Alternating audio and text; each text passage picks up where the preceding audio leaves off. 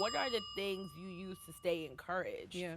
Because I think, to your point, yes. Because even for me, I don't know if I'm going to be an entrepreneur forever. Talk about it. So that's what I mean. Like, to a point about, like, it's not one way it looks to do it. Mhm. I could go.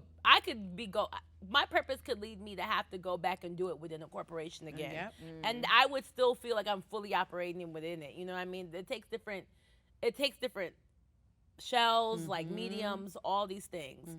But how do you stay encouraged during these transition seasons or these valley seasons? So I have a new therapist. After my father passed, I had like stopped being in therapy for about a year, and I was like, I'm at peace with his death. Like, he's in a better place. But let me just have somebody. Smart. Yeah. Just in case. Smart. The grief hits in a different way than I was expecting. So 18 months ago, I started with a new therapist. And also, you know how hard it is to find a black woman therapist. Yes, I do. And this is how I also know she was sent to me by the divine, because like I found her on Black Girl Therapy. I emailed her. She says, yes, I just have availability once a week now at the perfect time that fit every Monday at 2. We locked in, we had a session, and we've been rocking ever since. But one thing that she has taught me is like, you cannot fail. Yeah. Like, it doesn't mean it's going to be easy. And when I tell you, I have to say that to myself all day long. No, yeah, like, tell me the rest of it. She said you cannot fail. You cannot fail. You cannot fail. They will not let you fail. Your ancestors will not let you fail. Like, as long as you are doing the work. Again, it doesn't mean it's not hard. It doesn't mean that, like, you go pitch a funder and they're like, no, this isn't really what I want to do. Like, that is not failure. That is, like you said, rejection is protection. That funder probably is not the right person to fund Watering Hole, because they might put editorial restraints. Yeah. But, like, the things that need to be put in front of you will happen in ways where, like, have you ever seen those movies where, like, things just, like, pop in, like, it kind of just falls into place? It's like, that is how it will work when you, one, get your brain, get your mind, get your heart, get your spirit in alignment, and then start working in your purpose. And I just have, like, so many testimonies, even before I knew that mindset. But I have, like, so many testimonies, even just in the last 24 hours, where I'm like, yep, that's right, I cannot fail. Because it just works out. It just works out. It might not work out the way you think it's going to work out. Because that's the kicker. That's why you can't be married to any outcome. My therapy journey has been that Release that expectations. should word. That should word. That It is. should. It seems so innocent. Oh, but Yes. it's not.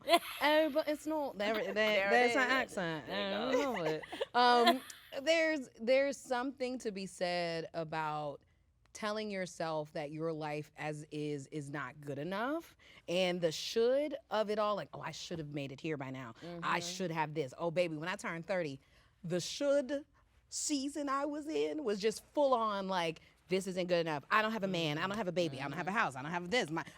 I put all this aside for my career. I sacrificed all that to put that on hold, and then I don't even have a job I want. Baby, like, I was sick. And then I finally realized, like, I'm over here making myself sick over something I cannot control. So what I can control is how I look around and be grateful for the fact that my family's good, my friends are good, I'm good. I'm able to get up in the morning and get out of bed, because there was a minute there where it was like, oh, bed is definitely my vibe. It's just my vibe now. It's just bed. It's just bed. There. And I had to really fight for my own life, and not in just like physical, but also spiritual, mental, purpose-driven life.